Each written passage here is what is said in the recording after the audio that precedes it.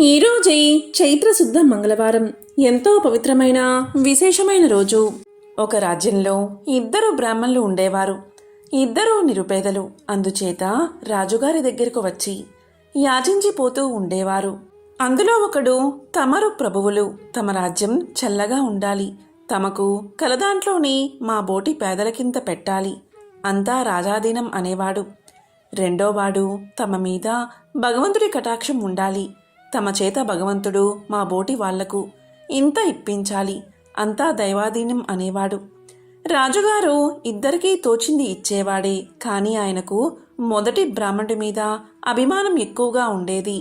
ఆయన మంత్రితో ఇలా అనేవాడు: నేను రాజును, నా ప్రజలకు ఏం చేసినా నేనే చెయ్యాలి, కాని మధ్య భగవంతుడేమిటి? అయినా దైవాధీనం ఎంతవరకో కూడా చూద్దాం. ఒక గుమ్మడికాయ తెప్పించి దాన్ని తొడిమ తీయించి లోపల డొల్ల చేసి అందులో వజ్రాలు, వైడూర్యాలు, మరకత మణులు, మాణిక్యాలు పోయించి మళ్ళీ తెలియకుండా తొడిమ అంటించు. దాన్ని రేపు ఉదయం మొదట వచ్చిన బ్రాహ్మణుడికి ఇద్దాం. ఏ బ్రాహ్మణుడికి అది దక్కుతుందో చూద్దామన్నాడు రాజుగారు. రాజుగారు చెప్పినట్లే గుమ్మడికాయ తయారు చేయించాడు మంత్రి. తెల్లవారకముందే రాజాధీనం అనే బ్రాహ్మణుడు వచ్చి, తాము ప్రభువులు, తమ రాజ్యం చల్లగా ఉండాలి, తమకు తగిన దాంట్లో మా బోటి వాళ్ళకి ఏదో అంత అప్పగించాలి, అంతా రాజాధీనమన్నాడు. బ్రాహ్మణుడికి మంత్రి గుమ్మడికాయ ఇచ్చి పంపించేశాడు.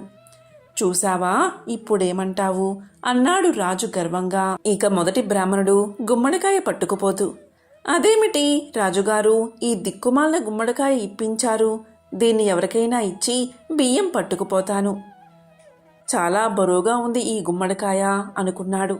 దారిలో ఒక వర్తకుడి దగ్గర ఆ గుమ్మడికాయ ఇచ్చేసి తనకు కావలసిన బియ్యం పట్టుకుని ఇంటికి చక్కా వెళ్ళాడు మొదటి బ్రాహ్మణుడు. తరువాత కాసేపటికి రెండో బ్రాహ్మణుడు అటువైపే వస్తూ వర్తకుడి దగ్గర గుమ్మడికాయ చూసి, అయ్యా, ఈ పూట మా ఇంటికి అతిథులొచ్చారు, కూర లేదు, ఆ గుమ్మడికాయ ఇప్పించండి అని అన్నాడు. వర్తకుడు సరే పట్టుకుపొమ్మని గుమ్మడికాయ ఇచ్చాడు. ఇక రెండో బ్రాహ్మణుడు గుమ్మడికాయ ఇంటికి పట్టుకువెళ్ళి పెళ్ళం చేతికి అప్పగించి తెరచి చూస్తే లోపల అంతా రత్నాలు. ఇదే కదా దైవాధీనమంటే అనుకున్నాడు రెండవ బ్రాహ్మణుడు. మర్నాడు యథాప్రకారం మొదటి బ్రాహ్మణుడు రాజుగారి దగ్గరకు యాచనకు వచ్చాడు. ఇన్ని రత్నాలిచ్చినా మళ్ళీ ముష్టికొచ్చాడేమిటి ఈ బ్రాహ్మణుడు అని రాజుగారికి ఆశ్చర్యం కలిగింది. నిన్న నేనిచ్చిన గుమ్మడికాయ భోంచేశారా అన్నాడు రాజు. ఓ, మహారుచిగా ఉంది, అంతా రాజాధీనమన్నాడు బ్రాహ్మణుడు. అంతా మీరే భోంచేశారా, కొంత ఎవరికైనా ఇచ్చారా అన్నాడు రాజు. అంతా మేమే భోంచేశాం ప్రభు, తమరిచ్చిన ప్రసాదం పైకి పోనిస్తామా, అంతా రాజాధీనమన్నాడు బ్రాహ్మణుడు. ఈ అబద్ధాల బ్రాహ్మణుణ్ణి వీపు చెట్లగొట్టండి అన్నాడు రాజు. వెబ్బే అనగానే వణికిపోయి జరిగిందంతా చెప్పేశాడు బ్రాహ్మణుడు. గుమ్మడికాయ వర్తకుడి దగ్గర బ్రాహ్మణుడికిచ్చినట్లు విని రాజు వర్తకుడిని పిలిపించి, నిన్న ఈ బ్రాహ్మణుడిచ్చిన గుమ్మడికాయను ఏం చేశావు అని అడిగాడు. బ్రాహ్మణుడి సొత్తు నాకెందుకు మహారాజా, అది మరో బ్రాహ్మణుడికి దానం చేశాను అన్నాడు వర్తకుడు. రాజుగారు రెండో బ్రాహ్మణుణ్ణి పిలిపించి, నిన్న వర్తకుడి దగ్గర పుచ్చుకున్న గుమ్మడికాయ మీ ఇంట్లో వండుకున్నారా అని అడిగాడు.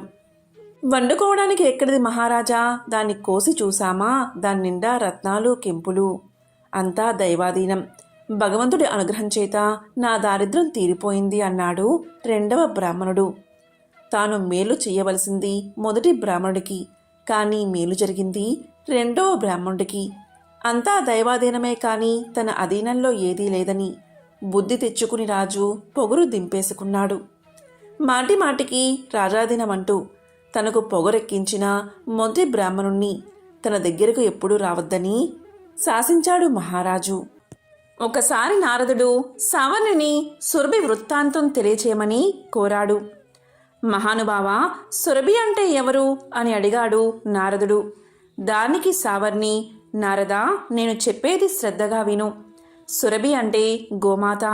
సృష్టి ఆరంభంలో గోవు సృష్టించబడింది. అది గోలోకంలో ఉంటుంది. సృష్టి మొదట్లో శ్రీకృష్ణుడు ఆట పాటలతో అలసిపోయి పాలు తాగాలి అని అనుకున్నాడు. అప్పుడు అతని శరీరపు ఎడమ భాగం నుండి దూడతో సహా పాడి ఆవును సృష్టించాడు. ఒక కుండలోకి పాలు పితికి తాగాడు శ్రీకృష్ణుడు. కుండలో ఇంకా పాలు మిగిలిపోయాయి. ఆ కుండను చదునైన ప్రదేశంలో ఉంచాడు. అక్కడ 100 యోజనాల వైశాల్యం కల క్షీర సరోవరం ఏర్పడింది. సురభి అంటే కామధేనువు. ఆ కామధేనువు యొక్క రోమకూపాల నుండి అనేక కామధేనువులు పుట్టాయి. కాలక్రమేణా దూడలు పుట్టి వాటి సంఖ్య పెరిగిపోయింది. ఒకసారి దేవతలకు పాలు దొరకలేదు. అప్పుడు దేవతలంతా బ్రహ్మ సలహాపై ఇంద్రాది దేవతలంతా కలిసి సురభిని స్తుతించారు. అప్పుడు సురభి దేవతలను అనుగ్రహించింది. అప్పుడు సురభి ఇంద్రాది దేవతల కోరికపై కామధేనువును అనుగ్రహించింది. దీనివల్ల దేవతల యజ్ఞ యాగాదులకు ఆటంకం లేకుండా సాగాయి. గోమాతను సేవిస్తే సర్వ పాపాలు తొలగి పుణ్యలోకాలు పొందుతారు అని సావర్ణి నారదుడికి తెలియచేశాడు. అప్పుడు సావర్ణి ఇంకా ఇలా చెప్పాడు. అదే రాధాదేవి వృత్తాంతం. నారద, రాధాదేవి వృత్తాంతాన్ని చెబుతాను, శ్రద్ధగా విను అంటూ సావర్ణి ఇలా చెప్పడం మొదలుపెట్టాడు. ఒకసారి శివుడు కుమారస్వామికి శ్రీకృష్ణ పరమాత్మ యొక్క రసోత్సవ కథలను చెప్పాడు. ఆ సమయంలో పార్వతీదేవి అక్కడికి వచ్చి, నాదా, దేవతా స్త్రీలలో ప్రసిద్ధురాలు ఎవరో చెప్పండి అని తన పతి అయిన మహాశివుణ్ణి కోరింది.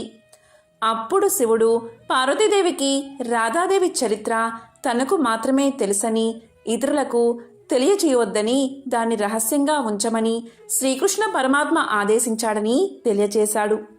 తరువాత శివుడు కృష్ణుణ్ణి ప్రార్థించి ఆయన అనుమతి తీసుకుని పార్వతీదేవికి రాధాదేవి వృత్తాంతాన్ని ఇలా చెప్పసాగాడు. దేవి, శ్రద్ధగా విను. బృందావనంలో రత్న సింహాసనం మీద శ్రీకృష్ణ పరమాత్మ ఒంటరిగా కూర్చుని ఉన్నాడు. అతనికి ఆ ఒంటరితనం నచ్చలేదు. సుఖించాలి అనే కోరిక కలిగింది. అప్పుడు పరమాత్మ 2 రూపాలుగా మారాడు. కుడివైపు భాగం నుంచి కృష్ణుడిగా, ఎడమవైపు భాగం నుంచి రాధగా మారాడు. ఆ ఇద్దరూ ఎంతో అన్యోన్యంగా ఆనందంగా ఉన్నారు. రాధాదేవి అంశల వల్ల, ఆ అంశల వల్ల, అంశల వల్ల దేవతా స్త్రీలు పుట్టారు. రాధాదేవి యొక్క రోమకూపాల నుండి గోపికలు, కృష్ణుడి యొక్క రోమకూపాల నుండి గోపాలురు పుట్టారు. రాధాదేవి ఎడమ భాగం నుండి మహాలక్ష్మి జన్మించింది. ఆమె వైకుంఠవాసుడైన చతుర్భుజ నారాయణుడికి భార్య అయ్యింది. జగన్నాథుని అధిష్టాన దేవతగా గృహలక్ష్మి అని పిలువబడింది. ఆ మహాలక్ష్మి రాజులకు రాజ్యలక్ష్మిగా, ఆమె రాజులకు రాజ్యానికి సంపదను కలగజేసేదిగా అయ్యింది. రాజ్యలక్ష్మి అంశ మధ్యలక్ష్మి భూలోకంలోని మానవులందరికీ ఇండ్లలో దీపాలకు అధిష్టాన దేవత అయ్యింది. రాధాదేవి ఎల్లప్పుడూ శ్రీకృష్ణుడి వక్షస్థలంపై ఉంటుంది. ఈ చరాచర జగత్తులో శాశ్వతమైనవాడు శ్రీకృష్ణ పరమాత్ముడు ఒక్కటే. ఆ శ్రీకృష్ణుడికి ప్రాణం కంటే ఇష్టమైనది రాధాదేవి. కానీ ఈ రాధాదేవి సుధాముని శాపం వల్ల భూలోకంలో కళావతి వృషభునకు కుమార్తెగా జన్మించింది అని శివుడు పార్వతీదేవికి తెలియచేశాడు. అప్పుడు పార్వతీదేవి మహాశివుణ్ణి ఇలా అడిగింది. రాధాదేవికి సుధాముడు సేవకుడు కదా, అటువంటిది సేవకుడైన సుధాముడు కృష్ణుడి భార్యను శపించడం ఏమిటి అని అడిగింది. అప్పుడు శివుడు ఇలా చెప్పాడు. పార్వతి, సృష్టిలో ప్రతి పనికి ఒక కారణం ఉంటుంది. పరమాత్మ లోక కళ్యాణం కోసం అనేక విచిత్రాలు చేస్తూ ఉంటాడు. అదే సుధాముని శాప వృత్తాంతం. ఆ వృత్తాంతాన్ని వివరిస్తాను విను. ఒకసారి కృష్ణుడు భూలోకంలో విరజ అనే గోపికతో కలిసి బృందావనంలో ఆనందంగా గడిపాడు. ఆ విషయం తెలిసి రాధాదేవి అక్కడికి వచ్చింది. ఆ విషయాన్ని శ్రీకృష్ణుడి సహచరుడైన సుధాముడు తెలుసుకుని కృష్ణుణ్ణి హెచ్చరించాడు. అప్పుడు శ్రీకృష్ణుడు విరజను వదిలి మాయమయ్యాడు. విరజ గోలోకం చుట్టూ ఉండే నదిలాగా మారిపోయింది. విరజాదేవి స్నేహితురాళ్ళు కూడా చిన్న చిన్న నదులుగా మారిపోయారు. అప్పుడు రాధ విరజను కనుగొనలేక ఇంటికి తిరిగి వెళ్ళిపోయింది. అప్పుడు కృష్ణుడు తన సహచరులతో రాధాదేవి మందిరానికి చేరుకున్నాడు.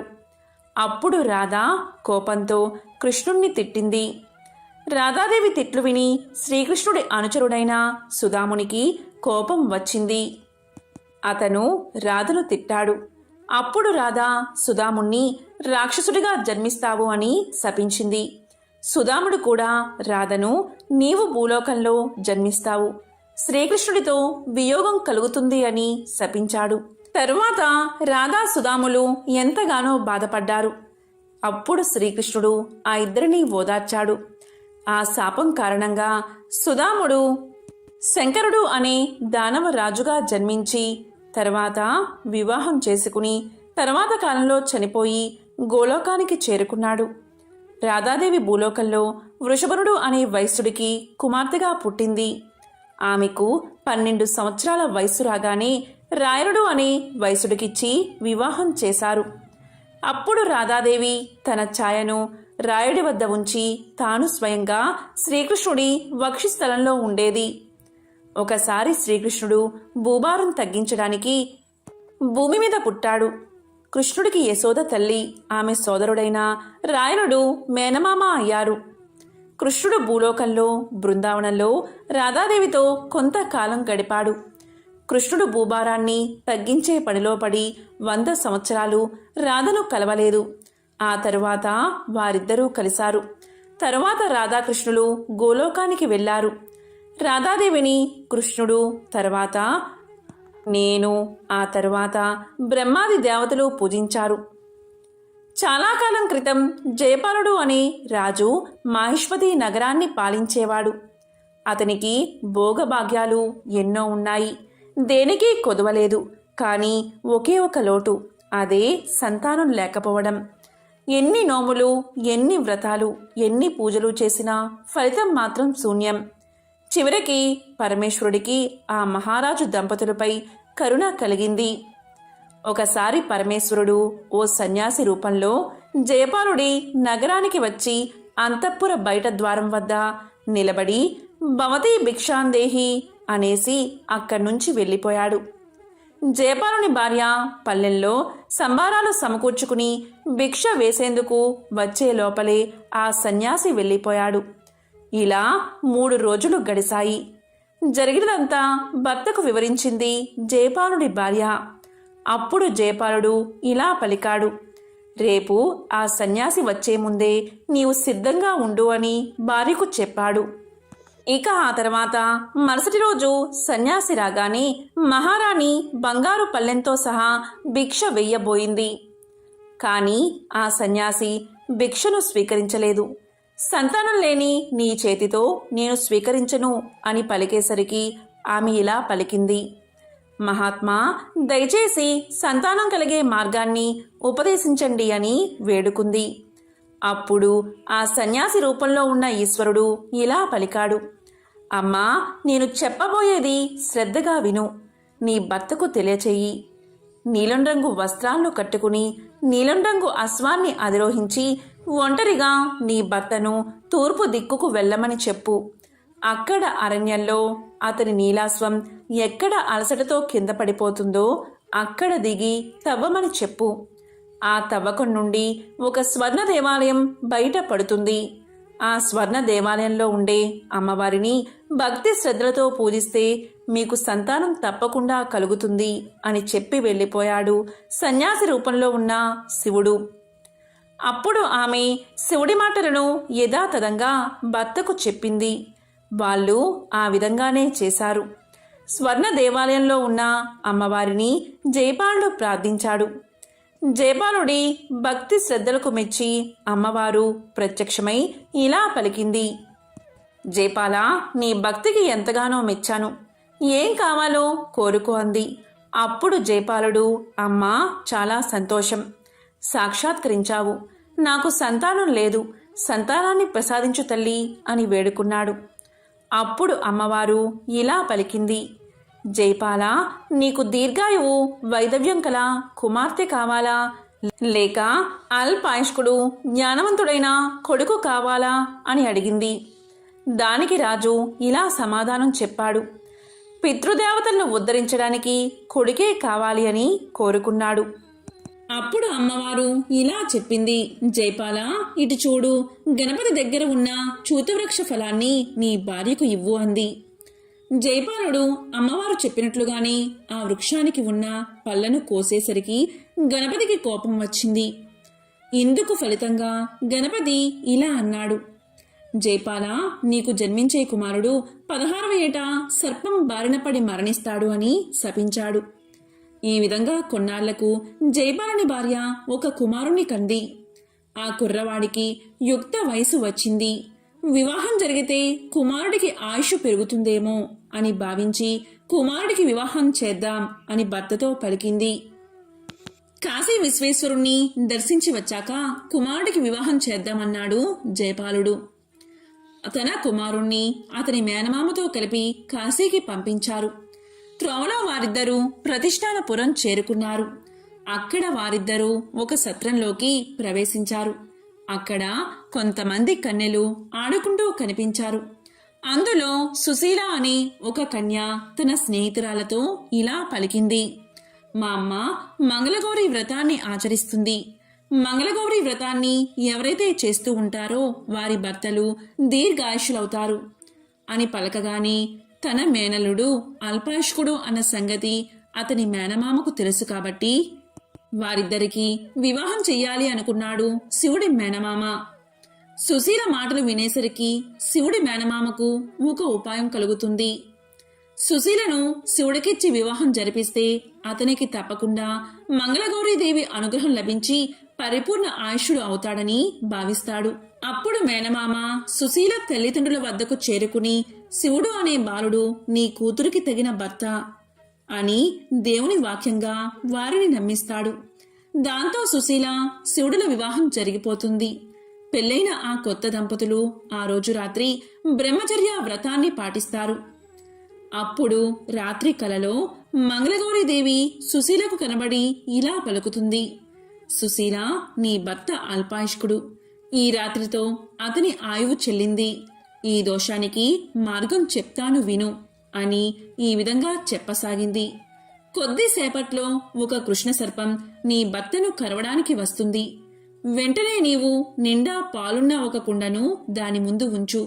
అప్పుడు ఆ పాము ఆ ఘటంలోకి ప్రవేశించాక వస్త్రంతో ఆ కుండ మూతిని గట్టిగా కట్టి ఉదయాన్నే దాన్ని నీ తల్లికి వాయనమివ్వు.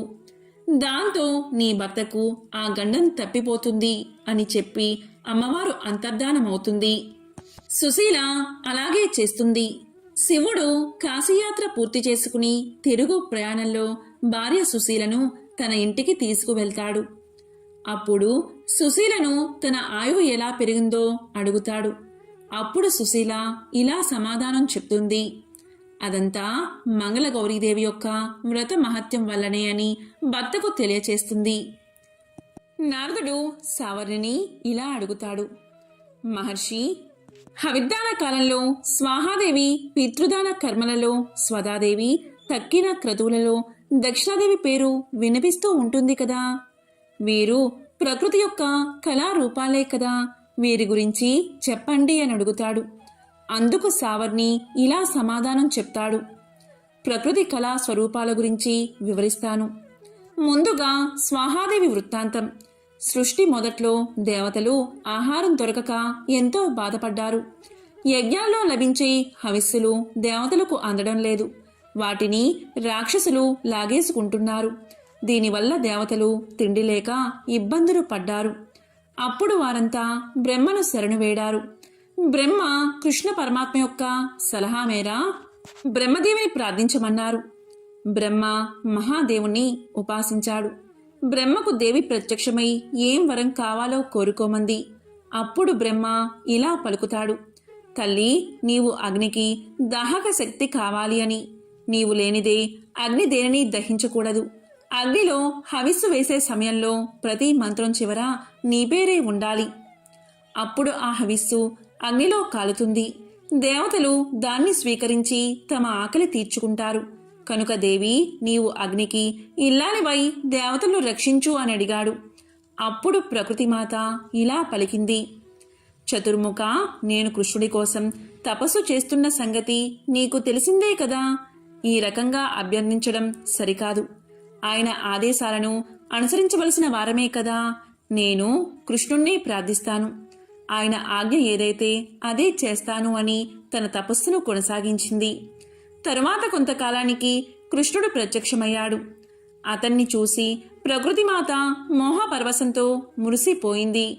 కృష్ణ పరమాత్మ ఆమెను లేపి, ప్రకృతి, నీవు నాగజిత్తుని కుమార్తెగా పుట్టి నాగజితి అనే పేరుతో నాకు భార్యవు అవుతావు. ఇప్పుడు అగ్నికి దాహిక శక్తివై స్వాహాదేవిగా దేవతలకు మేలు చెయ్యి అని అన్నాడు. బ్రహ్మ ఆదేశంతో అగ్ని వచ్చి ఆ ప్రకృతి దేవతను ధ్యానించాడు. బ్రహ్మ వారిద్దరికీ వివాహం చేశాడు. నారద ఈ విధంగా ప్రకృతి మాత స్వాహాదేవి రూపాన్ని ధరించింది అని తెలియజేశాడు. స్వాహా శబ్దం లేని మంత్రం ఉపయోగం లేనిది. స్వాహా శబ్దంతో కూడిన మంత్రాలతో చేసిన హవిస్సులను అందుకుని దేవతలందరూ ఆనందించారు అని సావర్ణి స్వాహా వృత్తాంతాన్ని వివరించి చెప్పాడు. ఇక స్వదాదేవి వృత్తాంతం. సావర్ణి నారదుడితో ఇలా అంటున్నాడు. నారద, ప్రకృతిదేవి కళాస్వరూపమైన స్వదాదేవి వృత్తాంతాన్ని చెబుతాను విను. బ్రహ్మ సృష్టి చేసినప్పుడు మొదట్లో 7 పితృగణాలను సృష్టించాడు. వారికి తర్పణాలు, శ్రాద్ధాలు ఆహారంగా తీసుకోమన్నారు. పితృదేవతలకు ఆకలి దప్పికలు లేకుండా ఉండడానికి బ్రాహ్మణులను ప్రతిదినం తర్పణాలు ఇవ్వమన్నాడు. వారు అలాగే చేస్తున్నారు. కానీ పితృదేవతలకు ఆహారం సరిగ్గా అందడం లేదు. వారు ఆకలితో అల్లాడుతూ బ్రహ్మ దగ్గరకు వెళ్లి మొరపెట్టుకున్నారు. అప్పుడు బ్రహ్మ ఒక మానస పుత్రికను పుట్టించాడు. ఆమెకు స్వదాదేవి అని నామకరణం చేశాడు. ఆమెను పితృదేవతలకు ఇచ్చి వివాహం చేశాడు. తరువాత బ్రాహ్మణులతో మీరు పితృదేవతలకు తర్పణాలు, శ్రాద్ధాలు సమర్పించేటప్పుడు స్వదా సమేతంగా మంత్రాలను ఉచ్చరించండి అన్నాడు. బ్రాహ్మణులు అలాగే చేశారు. అప్పట్నుంచి వారు చేసే తర్పణాలు, శ్రాద్ధాలు పితృదేవతలకు అందుతున్నాయి. దాంతో పితృదేవతలు ఎంతగానో ఆనందించారు. స్వదాదేవిని స్మరించడం వల్ల సకల తీర్థాల్లో స్నానం చేసిన పుణ్యం లభిస్తుంది అని సావర్ణి నారదుడికి తెలియచేశాడు. ఈ కథ భాగవతంలోనిది. కుశావతి నగరంలో ఒక బాలుడు మరణించాడు. ఆ బాలుడి మృతదేహాన్ని బంధువులందరూ తీసుకుని శ్మశానానికి చేరుకున్నారు. తల్లిదండ్రులు వారి బంధువులంతా మృతదేహాన్ని ఖననం చేసేందుకు సిద్ధమవుతూ అంతలోనే చేజేతులా బాలుణ్ణి పూడ్చిపెట్టడం ఇష్టం లేక ఏడవడం మొదలుపెట్టారు. వారికి సమీపంలోనే ఒక పెద్ద చెట్టు ఉంది. ఆ చెట్టు మీద ఒక గెద్ద ఉంది. ఆ గెద్ద అక్కడ జరుగుతున్నది మొత్తం గమనించి వారితో ఇలా పలికింది.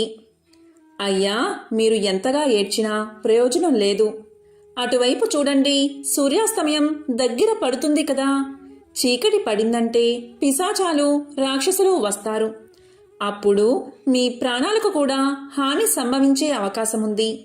అందుకనే చెబుతున్నాను. జనన మరణాలలో వింతగాని కొత్తగాని లేదు. చనిపోయిన వారితో మనము చనిపోలేము కదా. ఏడ్చినంత మాత్రాన పోయినవారు తిరిగి రారు. రుణానుబంధం తీరిపోయింది. చీకటి వేళ మృతదేహాన్ని ఖననం కూడా చెయ్యనవసరం లేదు.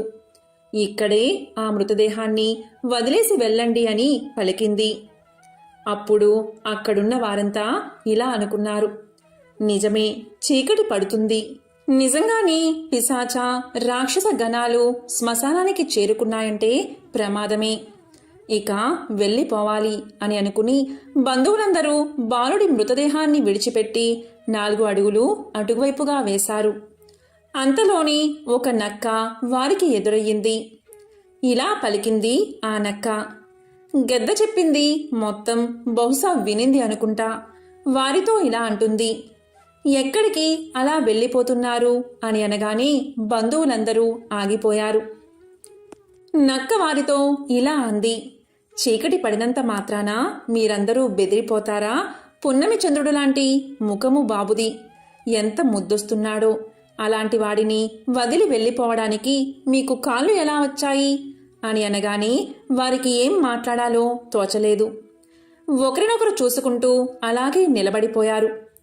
చచ్చిన వారు తిరిగి రారు అని అనుకోవడం పొరపాటు. ఈ ప్రపంచంలో ఏదైనా జరగవచ్చు, ఆశ్చర్యపోవక్కర్లేదు. బాబు కొంతసేపటిలో లెగిసి కూర్చోవచ్చు. చీకటి పడుతుంది, పిశాచాలు రాక్షసులు వచ్చి దాడి చేస్తారు అని భయపడకండి. దట్టంగా ఇక్కడ చెట్లు ఉండడంతో చీకటి పడుతున్నట్లుగా కనిపిస్తుంది. కానీ సూర్యుడు అప్పుడే అస్తమించడు, ఇంకా చాలాసేపు ఉంటాడు.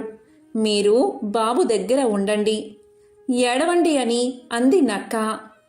అవును, నిజమే, ఏదైనా జరగవచ్చు, బాలుడు లేచి తిరిగి ఆడుకోవచ్చు అని అనుకుని తల్లిదండ్రులతో సహా బంధువులందరూ బాలుడి దగ్గరకు చేరుకున్నారు. మళ్ళీ ఏడవడం ప్రారంభించారు. ఏడుస్తున్న వారిని చూసి గెద్ద మళ్ళీ ఇలా పలికింది. నక్క మాటలు విని మీరు మోసపోకండి. చనిపోయిన వాళ్ళు బతకడం ఎక్కడైనా చూసారా? యముడికి మనం దొరకనేకూడదు. దొరికిన తర్వాత విడిచిపెడతాడా అని వాపోయింది. బాబు చనిపోయాడు, వాడిని అలాగే ఉంచి మీరు వెళ్ళి బాబుకి ఉత్తమగతులు కలగడానికి దాన ధర్మాలు ఆచరించండి, వెళ్ళండి అని అనగానే నక్క కలగజేసుకుని ఇలా పలుకుతుంది. బాగుంది, చూస్తూ చూస్తూ పిల్లవాడిని వదిలిపెట్టి పోవాలా?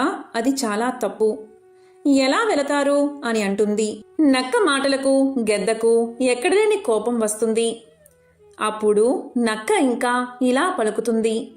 బాబుని చూస్తుంటే జంతువుని నాకే కాళ్ళు ఆడడం లేదు. మనుషులు మీరు ఎలా వెళ్ళిపోతారు? చెప్పుడు మాటలు వినకండి, కొద్దిసేపు వేచి చూడండి. బాబు లేచి అమ్మా అని పిలవవచ్చు. బాబు బతికిన మరుక్షణం వాడిని తీసుకుని వెళ్ళిపోండి. ఇంతసేపు ఉన్నారు కదా, ఇంకొంచెం ఉండలేరా అని అంది నక్క. నక్క మాటలు విన్న గెద్ద ఒక్కసారిగా నవ్వింది. ఇలా పలికింది. నేను పుట్టినప్పటినుంచి చూస్తున్నాను, చనిపోయిన వారు మళ్ళీ పుట్టేందుకు వేరొక గర్భంలోకి ప్రవేశిస్తారే తప్ప మళ్ళీ ఈ దేహాన్ని ఎందుకు కోరుకుంటారు? అది నక్క, దానికి మంచి చెడులు అనేవే తెలియవు. మీరు మనుషులు, మీకు తెలియకపోవడం ఏమిటి అని పలికింది గెద్ద. దాని మాటలు వారికి నిజమనిపించాయి. పిల్లవాడిని వదిలి వెళ్ళిపోవాలి అనుకున్నారు. వారందరూ పదండి అంటే పదండి అనుకున్నారు. వెనక్కి తిరిగి చూడకుండా ముందుకు నడిచారు. అంతలోనే వారిని అడ్డుకుని నక్క ఇలా పలుకుతుంది. చెబితే వినిపించుకోరేమయ్యా, తొందర దేనికి?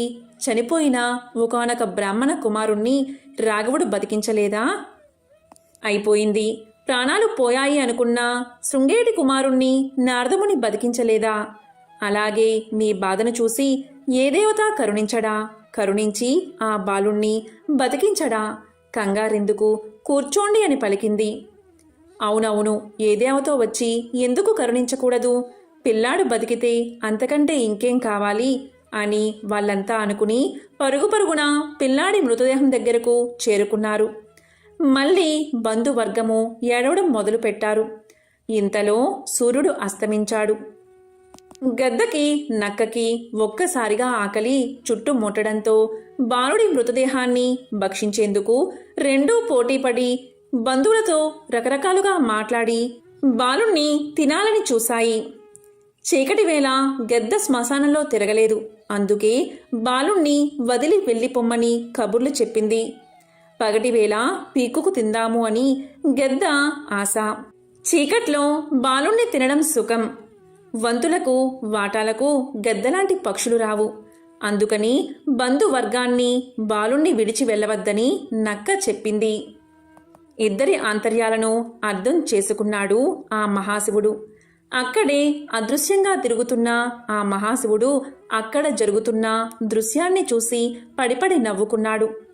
తరువాత ఏడుస్తున్న బంధువర్గం ముందు ప్రత్యక్షమయ్యాడు. ఆ శివుడు కళ్ళ ఎదుట కోరిన వరాలిచ్చే కొండంత దేవుడు నిలబడేసరికి ఇది కళ నిజమా అనిపించింది అక్కడున్న బంధువులకు. కళ కాదు, నిజమే అని కాసేపటికి తెలుసుకుని చేతులెత్తి అందరూ నమస్కారం చేశారు. అప్పుడు శివుడు మీకు ఏం వరం కావాలో కోరుకోండి అని నవ్వుతూ అన్నాడు. అప్పుడు అక్కడ ఉన్న వారంతా ముక్త కంఠంతో ఈ బాబుని బతికించు స్వామి అని వేడుకున్నారు. దానికి శివుడు కరుణించాడు. ఇంతలో బాబు బతికాడు. నిద్ర నుంచి మేల్కొన్నట్లుగా కళ్ళు నలుపుకుంటూ లేచి కూర్చున్నాడు. ఇక మీదట ఈ బాలుడు నిండు నూరేళ్లు జీవిస్తాడు అని దీవించాడు. ఇక గెద్దకు నక్కకు కన్నీళ్లే మిగిలాయి. నోటి వెంట మాట రాలేదు. సన్నగా నవ్వుతూ చూశాడు మహాశివుడు. అంతే, వాటి ఆకలి తీరిపోయింది. దప్పిక కూడా లేకుండా పోయింది.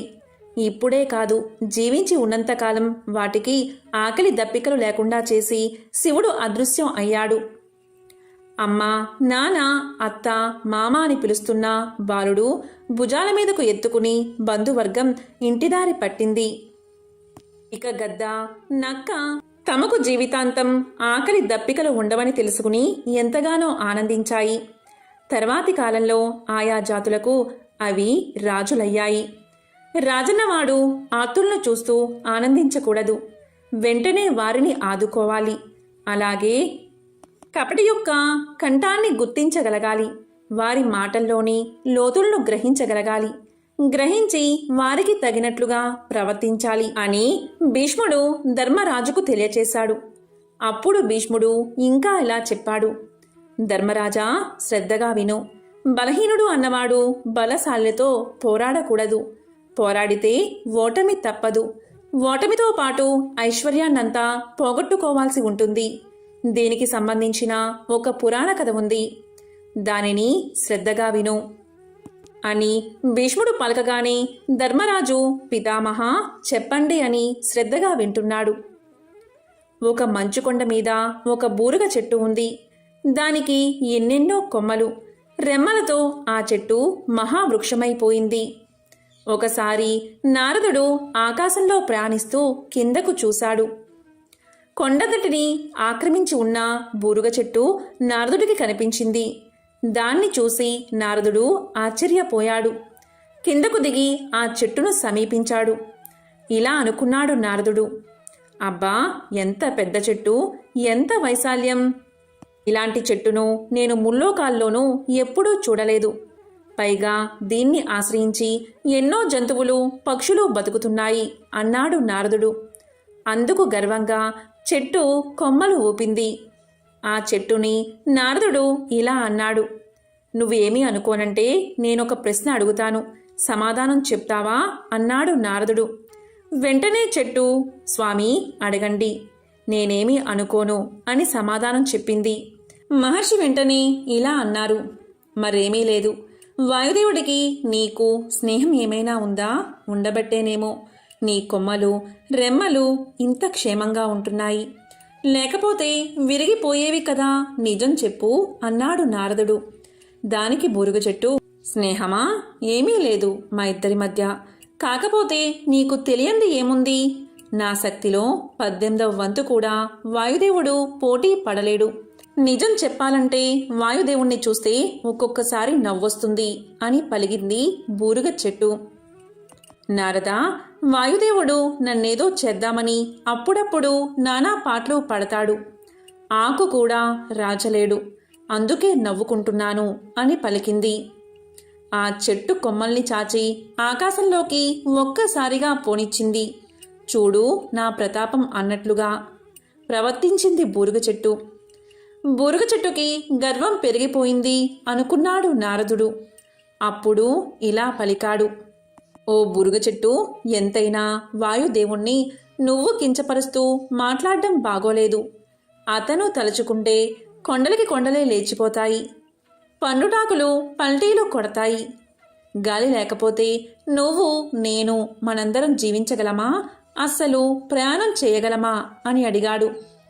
అప్పుడు బూరుగ చెట్టు ఇలా పలికింది, జీవించడం జీవించకపోవడం అటుంచి మహర్షి, దానికి ముందు మీరేమన్నారు? వాయుదేవుడు తలుచుకుంటే కొండలకి కొండలే లేచిపోతాయా? నిజమేనేమో, కొండలు లేచిపోవచ్చు. నేను మాత్రం కదలను. నన్ను తాకి చూడమనండి. ప్రభంజనం అన్న బిరుదు పోగొట్టుకుంటాడు అని పలికింది బూరుగ చెట్టు. పెద్ద గొంతుతో అరిచినట్లుగా మాట్లాడింది. అప్పుడు నారదుడు ఇలా పలికాడు, కొంచెం గొంతు తగ్గించవయ్యా. వాయుదేవుడు విన్నాడంటే లేనిపోని గొడవ వస్తుంది. పైగా అతని బిరుదే పోతుంది అంటున్నావు. ప్రమాదం సుమా, నోరు పారేసుకోకు అన్నాడు. వస్తాను అంటూ అక్కడి నుండి బయలుదేరి తిన్నగా వాయుదేవుడి దగ్గరకు చేరుకుని తనకు బూరుగ చెట్టుకు జరిగిన సంభాషణంతా తెలియచేశాడు. అలా చెప్పడమే ఆలస్యం. వాయుదేవుడికి చెప్పలేనంత కోపం వచ్చింది. వెంటనే బూరుగ చెట్టుని చుట్టుముట్టి ఇలా అన్నాడు. ఏంటి, నీ ఆకు కూడా రాల్చలేనా? నిన్ను చుట్టుముడితే నా బిరుదుకే ప్రమాదమా? నీకు బాగా గర్వం తలకెక్కింది. దానికి తగ్గట్లుగా అనుభవిస్తావు. త్వరలోనే నీ అంతు చూస్తాను అని అనగానే బూరుగ చెట్టు లెక్క చెయ్యలేదు. మరింతగా విర్రవీగుతూ ఇలా పలికింది. ముల్లోకాల్లోనూ నా అంత బలమైన చెట్టు ఎక్కడా లేదు. ముందు ఆ సంగతి తెలుసుకో అని పలికింది. అంత కోపంలోనూ పగలబడి నవ్వాడు వాయుదేవుడు బూరుగ చెట్టు మాటలకు. అతను నవ్వు ఆపలేకపోయాడు. ఇలా పలికాడు. ఒకప్పుడు బ్రహ్మదేవుడు కాసేపు నీ నీడలో విశ్రమించాడు. ఆ దేవుడు నీ నీడను కోరుకున్నాడు కాబట్టే ఇన్నాళ్ళు నిన్ను గౌరవించాను. నీ ఆకును కూడా రాల్చకపోవడానికి కారణం అదే. అంతేకాని నిన్నేమీ చెయ్యలేక కాదు. ఇచ్చిన గౌరవాన్ని నిలబెట్టుకోలేకపోయావు. రెచ్చిపోతున్నావు. అనుభవిస్తావు చూడు అని అన్నాడు వాయుదేవుడు. అక్కడ్నుంచి వచ్చినంత వేగంగానే వెళ్ళిపోయాడు. ఆలోచనలో పడింది బూరుగ చెట్టు. జరిగిందేమిటి? 4 వచనాలు పొగడగానే నేను పొంగిపోయాను. పొంగిపోయి స్థాయికి మించి మాట్లాడాను అని అనుకుంది. వాయుదేవుణ్ణి కూడా లెక్క చెయ్యలేదు నేను. వాయుదేవుడు వచ్చాడు. అప్పుడు కూడా గర్వంతోనే ఉన్నాను. అతను తప్పు అన్నాడు. త్వరలోనే అంతు చూస్తాను అని కూడా అన్నాడు. అప్పుడైనా లొంగి ఉన్నానా? లేదు. మరింత రెచ్చిపోయి మాట్లాడి మనుగడకే ప్రమాదం తెచ్చుకున్నాను. నా బలమెక్కడా? వాయుదేవుని బలమెక్కడా? వాయుదేవుడి బలం ముందు నేను నిలబడగలనా అని అనుకుంది. వాయుదేవుడు ఒక్కసారి తలుచుకుంటే కూకటి వేళ్లతో నన్ను పెకిలించి వేస్తాడు. ఇప్పుడేది దారి? ఏం చేస్తే బాగుంటుంది అని కొమ్మలు వంచి దిగాలుగా నిలబడింది. బూరుగ చెట్టు రాత్రంతా ఆలోచించి ఆఖరికి ఒక ఆలోచన తట్టినట్లుగా ఉంది. స్వేచ్ఛగా కొమ్మలు చాచింది. తనలో తాను గట్టిగా అనుకుని కొమ్మని రెమ్మని ఆకును కిందకు రాల్చుకుంది. మోడుబారిపోయింది. తెల్లవారిపోయింది. వెంటనే అక్కడ వాయుదేవుడు ప్రత్యక్షమయ్యాడు. బూరుగ చెట్టు అంతు చూడాలి అని. అక్కడికి వచ్చి చూడగానే కొమ్మలేక రెమ్మలేక మాడు బారిపోయిన బూరుగ చెట్టు కనిపించేసరికి అతనికి ఎక్కడలేని నవ్వొచ్చేసింది. బూరుగ చెట్టు మీద కోపం ఎగిరిపోయింది. ఏంటిది?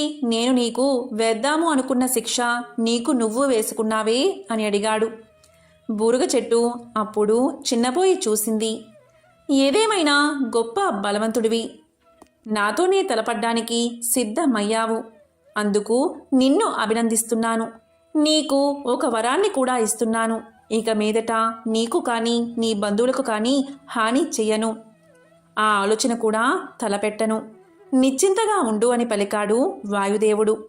అక్కడ్నుంచి వెళ్ళిపోయాడు. కాబట్టి ధర్మరాజా, బలమైన వాడితో తలపడితే ఆఖరికి జరిగేది ఇదే అని భీష్ముడు ధర్మరాజుకు తెలియచేశాడు. ఎంతో పవిత్రమైన విశేషమైన ఈరోజు ఈ కథను విన్నా, చదివినా, చెప్పినా, వినిపించినా జన్మల పాపాలు తొలగి 1,000,000 జన్మల పుణ్యం వస్తుంది. సకల శుభాలు కలుగుతాయి. ఓం నమో నారాయణాయ. ఓం శ్రీ మహాలక్ష్మియే నమః. ఓం నమః శివాయ. ఓం శ్రీ మాత్రే నమః.